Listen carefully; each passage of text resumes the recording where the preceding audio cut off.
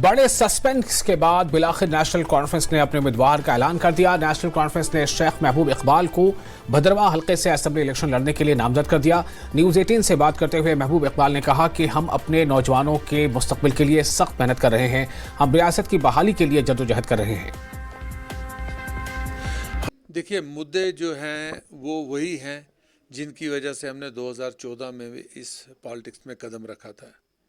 ہمارا پالیٹکس میں جو آنے کا مقصد جو تھا، جو اس کے پیچھے جو انٹینشن تھا، وہ صرف ایک ہی تھا کہ یہ جو بھدرواہ بلیسا کانسٹیچوئنسی کا ہر ایک لیڈر نے صرف لپ سروس کی، اور جو یہاں پہ ڈیولپمنٹ ہونی چاہیے تھی وہ بالکل آپ کو دور دور تک دکھائی نہیں دے گی۔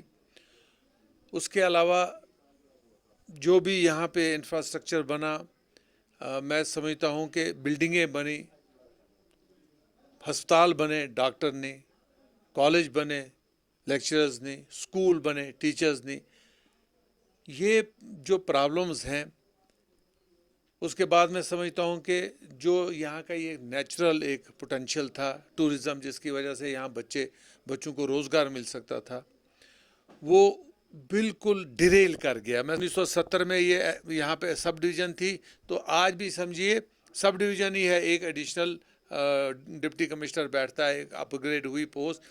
لیکن جہاں 1970 میں کہیں نیابت تھی وہ ڈسٹرکٹ بن گیا، جہاں ایک یہ تھی تحصیل تھی وہ بھی ڈسٹرکٹ بن گیا، لیکن ہم وہیں کے وہیں ہیں۔ کیوں؟ یہ بہت سی ناانصافیاں ہیں، اگر میں گنانا شروع کروں تو اس پہ ایک کتاب لکھی جا سکتی ہے۔ ہم انہی چیزوں کو دیکھتے ہوئے ہم نے سیاست میں قدم رکھا تھا 2014 میں۔ لیکن بچوں کا فیوچر ہے، اس میں اچھی پڑھائی جو ہے سب سے زیادہ امپارٹنٹ ہے۔ اس کے لیے وہ کہتے ہیں جی ہیلتھ فیسلٹی جو ہے، میڈیکل فیسلٹی کچھ زیرو، پڑھائی زیرو۔ تو ان چیزوں کو دیکھتے ہوئے یہاں سے اتنی مائیگریشن ہوتی ہے۔ کیوں اس خوبصورت جگہ سے کیوں مائیگریشن ہوتی ہے؟ یہ دس از فوڈ فار تھاٹ، ہے نا۔ اس کے علاوہ اگر ہم بات کریں، کیونکہ زیادہ تر مدعے جو ہیں وہ نوجوانوں کے اوپر بات ہے، اگر ہم بھدرواہ کی بات کریں تو 70% جو ہے وہ، جیسے کہ آپ نے کہا ٹورزم کے اوپر جس طریقے سے کام ہو رہا ہے اس طریقے سے نہیں ہو رہا ہے، اس پہ آپ توجہ دیں گے کیا؟ جو یوتھس ہیں، جو نوجوان ہیں، ان کی طرف آپ کا فوکس رہے گا اس بار؟ میں کہتا ہوں کہ that will be my priority number 1، کیونکہ اگر اس وقت بھدرواہ میں کوئی پریشانی ہے تو وہ نوجوانوں کی بے روزگاری ہے۔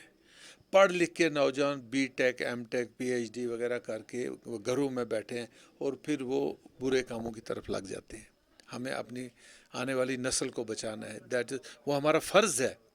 اس کے لیے جب تک ہم ان کو امپلائمنٹ نہیں دیں گے، ان کو روزگار نہیں دیں گے، وہ اس محنت سے بچیں گے کیسے؟ تو ہمارا یہ فرض بنتا ہے کہ ہم کچھ ایسا یہاں پہ سوچیں کہ جس سے یہاں پہ نوجوانوں کو روزگار ملے۔ محبوب صاحب، کہیں نہ کہیں لوگوں کی ایک شکایت بھی ہے کہ محبوب صاحب ان علاقوں تک نہیں پہنچ سکے جہاں پہ ان کو پہنچنا چاہیے تھا۔ اگر ہم جو ارتھ کویک آئے سے 2014 کے بعد جو ارتھ کویک آئے سے، ان میں کہیں نہ کہیں محبوب صاحب آپ مسنگ جو ہے، وہ لوگ کہتے ہیں کہ وہ اس ٹائم وہ مسنگ رہے۔ اس کے بعد اگر یہاں کی پنچایتوں کی بات کریں تو پنچایتوں کو بھی کہتے ہیں کہ محبوب صاحب ایک قسم جب سے ان الیکشن جو ہے وہ اس میں تھوڑا سا ان کو ڈیفیٹ ہوئی تھی، اس کے بعد محبوب صاحب نے بھدرواہ کا رخ کرنا بہت تھوڑا سا کام کر دیا۔ مجھے لگتا ہے آپ کو بہت بڑی غلط فہمی ہے۔ میں نے 2014 میں الیکشن ہارا تو میرے خیال میں 6 مہینے کے بعد میں نے واپس شفٹ کیا بھدرواہ میں، اور میں کنٹینیوسلی بھدرواہ میں نے پچھلے 4-5 ونٹرز بھی جب برف یہاں پہ پڑی، آئی واز ان بھدرواہ۔ میرے سے زیادہ یہاں پہ جو آپ کا الیکٹڈ جو ریپریزنٹیٹیو ہیں، جن کو ووٹ دے کے جتایا ہے، وہ بھی میرے مقابلے میں بھدرواہ میں کوئی نہیں رہا۔ آپ سارے لوگوں سے پتہ کر سکتے ہیں۔ یہ کس نے کہا مجھے پتہ ہے۔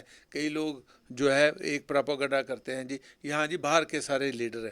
ہم باہر کے نہیں ہیں، ہم یہاں پر ہیں، ہم یہاں رہتے ہیں۔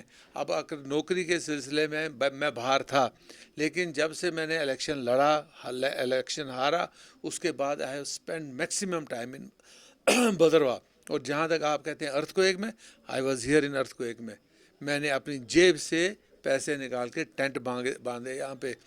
جس کسی آدمی کو despite the fact that I am not in the government, ना मैं एमएलए हूँ, ना मैं एमएलसी हूँ, ना मैं कमिश्नर हूँ, ना मैं कुछ हूँ, लेकिन जो लोग मेरे पास आते हैं, कितनों को हेल्थ प्रॉब्लम होती है, कोई हॉस्पिटल्स की, कोई ऑफिस की, मेरे ख्याल में इन थाउजेंड्स, और हमने इस गवर्नमेंट में भी उनके काम किए, उनको वो सहूलियात दी, तो तभी आज लोग जो हैं वो हमारे साथ ऐसे जुड़े हैं।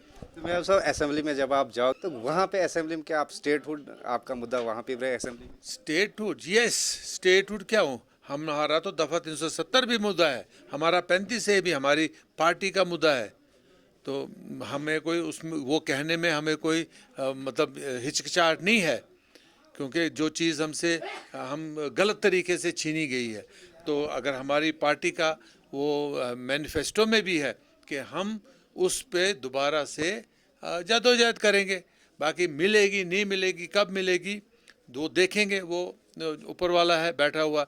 अगर हमारे साथ नाइंसाफ़ी हुई है, स्टेट के साथ नाइंसाफ़ी हुई है, तो ऊपर जो बैठा हुआ है वो खुद ही कोई ऐसे साधन करेगा कि वो खुद ही ठीक हो जाएगा। तो आपको लगता है कि यहाँ पे किसी पार्टी के साथ आपका कंपटीशन, कोई कैंडिडेट आपके मुकाबले ऐसा है कि जिसको आपको लगता है कि मेरा इसके साथ एक कड़ा मुकाबला होने वाला है? देखिए, बात यह है कि जो भी इलेक्शन में उतरता है, तो एक इंडिपेंडेंट भी अगर उतरता है वो भी कहता है कि मैं बड़ा स्ट्रांग हूँ, तभी मैं इंडिपेंडेंट कैंडिडेट इलेक्शन लड़ रहा हूँ। सो मुझे उस पर कमेंट करने की ज़रूरत नहीं है। सब पहलवान हैं, फील्ड में आएंगे, तो हम भी फील्ड में हैं, देखेंगे अल्लाह ताला क्या करता है, करेंगे। तो ये थे शेख महबूब इकबाल साहब, जिनने साफ तौर पर कहा कि इनके मुद्दे जो रहेंगे वो भद्रवा को लेकर रहेंगे, भलेसा और भद्रवा को साथ मिला के जो है वो चलना चाहते, और यहाँ पे तामीर और तरक्की का एक नया दौर शुरू हो, उसके लिए ये जदोजहद करेंगे। न्यूज़ 18 JKLH के लिए भद्रवा से मैं साहिब से।